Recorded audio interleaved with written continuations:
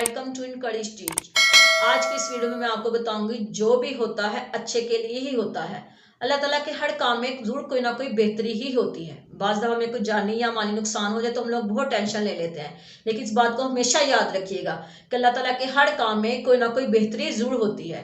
अल्लाह ताला ने हज़रत सुलेमान को ये दर्जात अता किए थे कि वो जानवर चरिंद परिंद की जुबान समझ जाते थे। एक दिन उनके पास एक शख्स आया और कहने लगा कि आप मुझे जानवरों की जुबान सिखा दें। तो हज़रत सुलेमान ने कहा, नहीं, अगर तुम लोग ये जुबान नहीं समझ पाते तो इसमें जरूर तुम लोगों के लिए ही कुछ ना कुछ बेहतरी होगी। लेकिन वो आदमी किसी तरह ना माना, वो अपनी बात पे जिद रहा कि आप मुझे जानवरों की जुबान सिखा दे। तो हज़रत सुलेमान ने उसे जानवरों की जुबान सिखा दी। उसके पास 4 जानवर थे, घोड़ा, कुत्ता, बिल्ली और गाय। इसके पास ये 4 जानवर थे। एक दिन वो अपने सेहर में बैठकर दोपहर का वक्त था, खाना खा रहा था। उसने खाना खाते हुए एक रोटी का टुकड़ा फेंका। बिल्ली और कुत्ता दोनों उस रोटी के टुकड़े पर झपट पड़े। जैसे ही रोटी के टुकड़े पर झपटे, वो रोटी का टुकड़ा बिल्ली के हिस्से आ गया।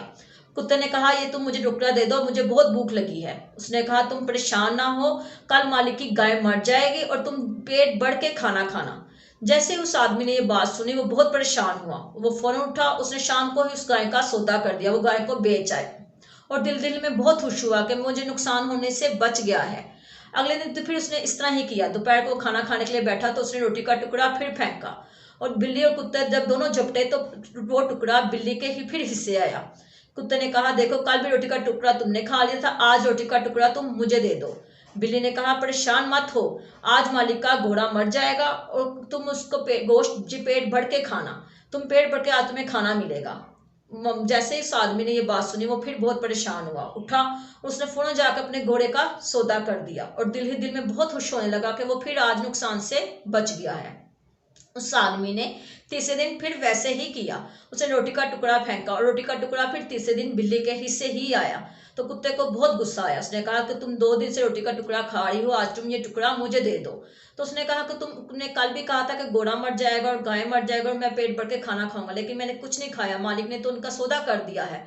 तो बिल्ली ने कहा, तुम परेशान मत हो, आज तुम्हें पेट भर के खाना मिलेगा। तो कुत्ते ने कहा, वो कैसे? उसने कहा, आज हमारा मालिक मर जाएगा और ढेर सारा घर में खाना तैयार होगा, तुम पेट भर के खाना खाना।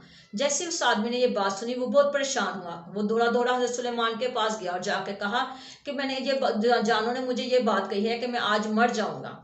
तो उन्होंने कहा कि तुम्हारी बेवकूफ़ी की वजह से अगर वो नुकसान हो जाता तुम्हारा, तो वो तुम्हारी जान का सदका था। तुम्हारी बेवकूफ़ी की वजह से तुम्हारा सदका जान का नहीं निकल सकता, इसलिए अब कुछ नहीं हो सकता। अब तुम जैसा उन्होंने कहा है वैसा ही होगा। और वो आदमी रात को वैसे ही फोत हो गया जैसे कि बिल्ली और कुत्ते ने कहा था।